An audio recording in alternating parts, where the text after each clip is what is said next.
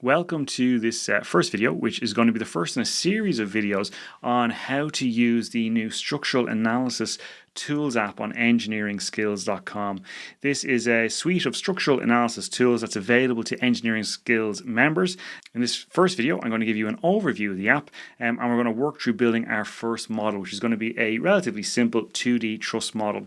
Over the course of this series of videos, we'll explore the various different features of this tools app and look at a range of different structures. So before we dive in and start modeling our first structure, what I'll do here is give you an overview of the homepage that you land on here when you click into the app. So to get to it from the main Engineering Skills website, you just go to Tools in the menu bar and then click on Online Tools, and that will bring you here, which is the main homepage for the Tools app.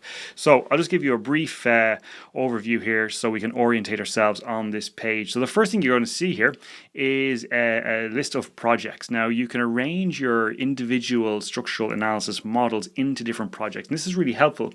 It allows you to combine your models or group your models based on whatever categorization that you want. So for example, you'll see here I've got one project here which I've called Combined Structures and Flexible Supports. It's got 4 models in it, and if I click into it, we can see that we've got 4 different models here, and if you've taken engineering skills courses, you might recognize some of these models. In another project, I've got models that emphasize or that demonstrate pattern loading and envelopes. We'll talk about that in another video. I have some other projects here which contain models that are related to an upcoming structural behavior course on engineering skills. So you can group your models in whatever way makes sense to you. I'm showing the first 4 pinned projects here, but of course we can go in and see all of my projects here as well. Below that, we have a selection of models from the model library, the public model library. So by default, all of the models that you build on the Tools app are completely private and they're only visible to you. But if you want, you can click to make those models public and they'll appear in the library, and I've selected a subset of those models here.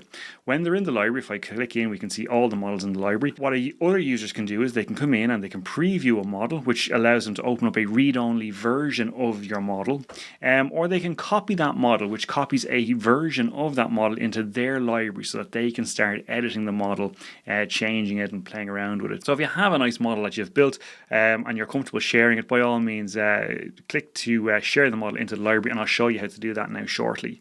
So that's the library. Then below that we've got a section for video tutorials. Currently there's only one video, which is one I recorded just the other day, which gives you an overview of the various different tools that are coming to this suite of structural analysis tools. So that's worth a look if you're interested to see where this suite of tools is ultimately going. But over time that will fill up with additional tutorials like the one I'm recording now. Okay, so now that we have our bearings here on the main page, let's dive in and take a look at the model that we're going to be building here. So I'm going to my demo models project, and what we're going to start off building is this guy here. So we'll click into the model and we're brought straight to the modeling canvas.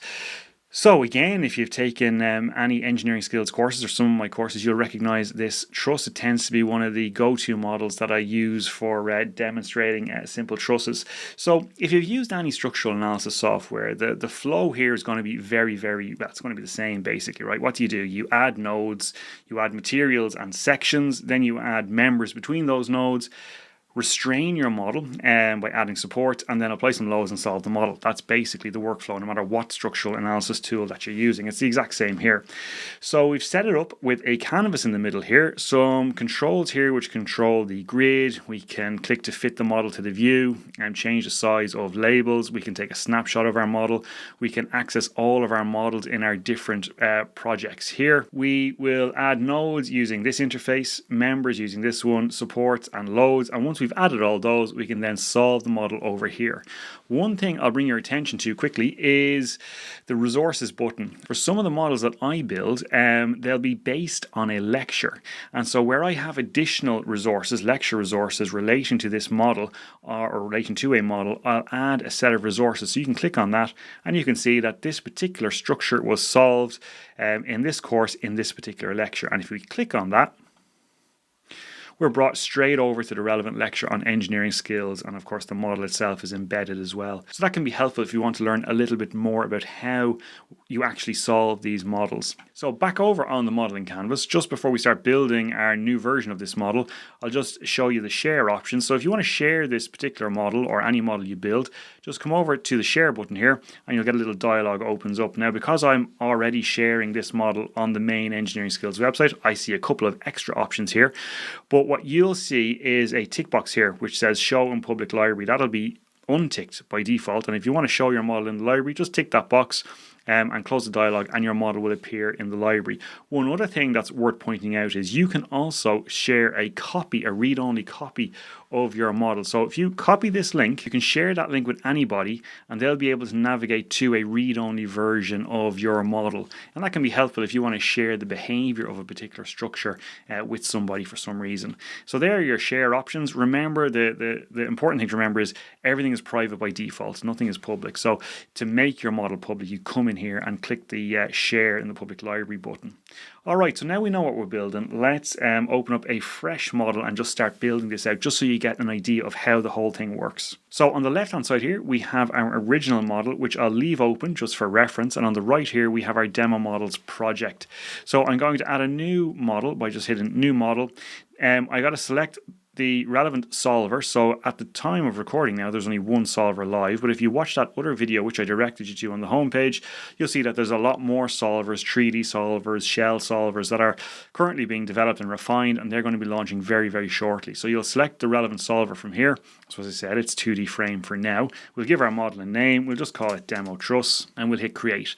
So that then brings us into a fresh model that we can start building. Let me see. The first thing I want to do is start adding some nodes. So I'll go to my nodes tab. I can either add nodes by adding values in the table here, so I could say 0, 0 and add, but if I know the geometry of my structure and it's relatively simple, I can just click on the canvas here. So I've got snapping turned on, which means I'm going to snap to my 1 meter grid here, and I can change the grid spacing of course to whatever I like, and I'll snap to that revised grid spacing, but I'll leave it at 1 for now.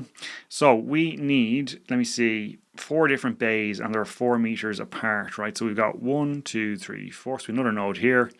We'll have another node here, here, and here. Okay, and then 4 meters down, we want one here, and we want one here, and then we want one here. Okay, so those are all of the nodes that we need. Next up, we can add some members. So I'm just going to add members between nodes by clicking on the nodes and just creating the members. Now, by default, all of those members were created as frame members, which resist shear or develop internal shear forces and bending moments, but we want them as truss members, which are purely axially loaded members. So I can change all of those to truss members, and we can see that all of the members in the 2D canvas have changed to truss members. Okay, next thing I'll do is set the parameters, the material parameters. So I've got a default material here that's called steel S355 with a Young's modulus of 210 gigapascals. I'm going to change that to 200 just so it matches my model on the left, and that was 200, so it matched the lecture that the model was taken from.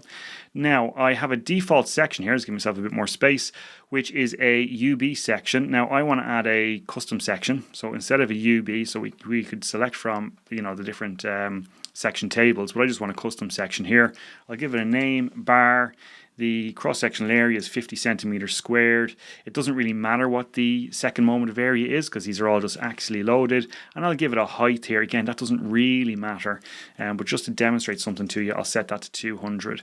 I'll delete I can't delete the original section because it's already assigned to members. So if I come back into my members table, I can change now and set these all to be the bar member. Okay, so now they're all bars. We can delete the other section, the default section, because it's not being used anymore. So now we've added nodes, we've added members between those nodes, we've set the material and the section type for all of those members. Next up is supports.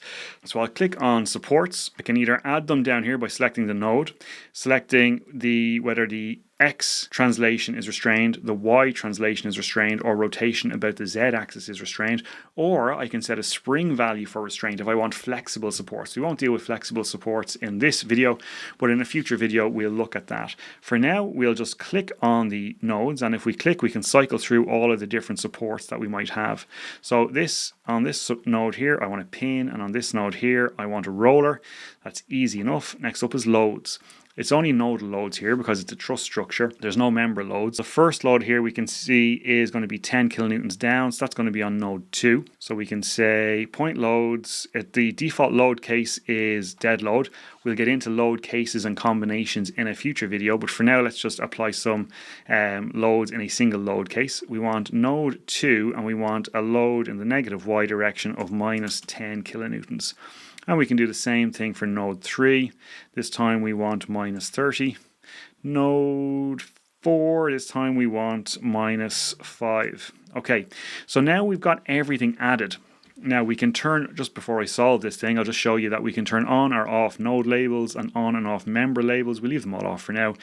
We're looking at a stick figure of the model now, but we could also look at a rendering of the model where we're actually showing the true depth of the member. So you'll recall I set that to 200. If I set it to 500, you can see we get a correct or a realistic representation of the depth of the section. That's more helpful when we're looking at our beam and frame models. If we've got different section types, it can be really helpful to see that visually in the 2D canvas. So I'll change that back to 100. Now notably, that H there is really only controlling what you see in the canvas here.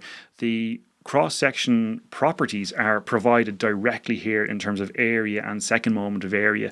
This really just controls the height that you see in the 2D canvas.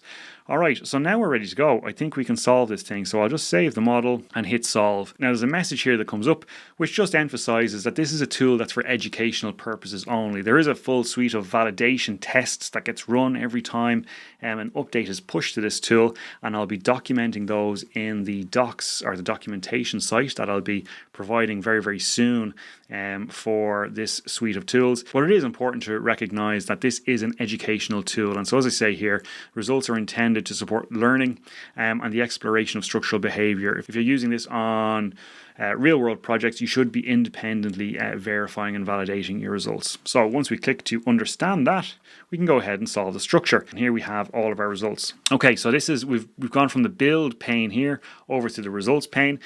Just incidentally, resources here is not something you'll see. That's just for me as the admin to be able to provide relevant lecture resources for the model. Okay, so what have we got here? We can select the load case. Now we only had one load case, which was dead load, and within that load case we can see all of the different results. So by default, applied loads are turned on. Let's turn those off. We don't need to see those. We've got a deformed shape which we can scale up, and we can see our deformed shape. Okay, we've got the maximum displacement identified on the structure as well. We can turn that off. We can turn off our reactions as well. Really what we're most interested in here, we're not interested in bending or shear. We want the axial forces, obviously. So in fact, let's now go fit to view, and we can see our axial force diagram. We can look at a binary tension compression diagram, or we can look at a color map which gives us a bit of a clearer indication of the magnitudes of the tension and compression forces. We've got our table of member forces on the left here. We have our nodal displacements on the left, and we have our reactions. So we could either download a CSV file containing all of these results. If it was a bigger model, that would probably be more helpful, or we can generate a report, which would be something like this. So we can print it or just close it. We'll just close it for now. And the last thing I'll say is we could take a snapshot. So take a snapshot of our model. That will download a PNG snapshot, which you could open up and put into another report if you're writing a report or something.